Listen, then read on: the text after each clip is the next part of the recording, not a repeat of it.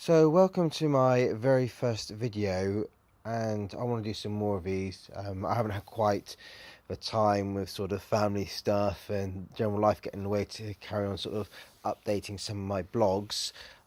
So do find them under GSav at WordPress, and I put a link in the description. This one is just a very quick one around drying a dry suit. Now I've tried different things such as the fans going down the neck.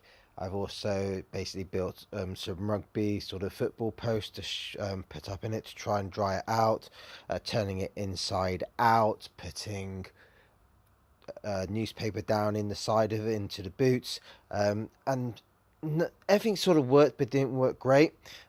But after seeing an idea sort of online, I made some adjustments and I've literally bought an item off eBay fairly cheap and it works brilliantly. So that's just what I'm going to talk to through you guys now. So this is the shoe dryer I bought off eBay, which was around about £20 in the UK, and it comes with 4 hoses. Now as you can see, 2 of the hoses I've actually cut and added some old Hoover hose to it, some vacuum cleaner hose just to make it longer, so I can show you that how it lengths about. I really like this because actually it's got a dial on there and I can set either as on, or it's got a timer up to 2 hours. Now what I find after about I can turn it on for about an hour if it's slightly damp, and it'll be dry within that hour, nicely hung up.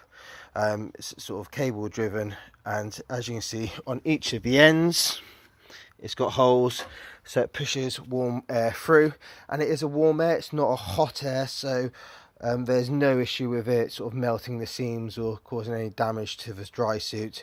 It is sort of just a lukewarm warm air that's being blown through.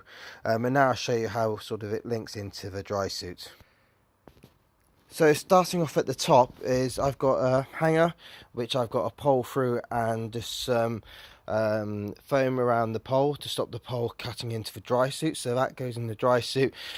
The hook goes up through the neck seal and then hooks onto the top of my storage unit. I then got on the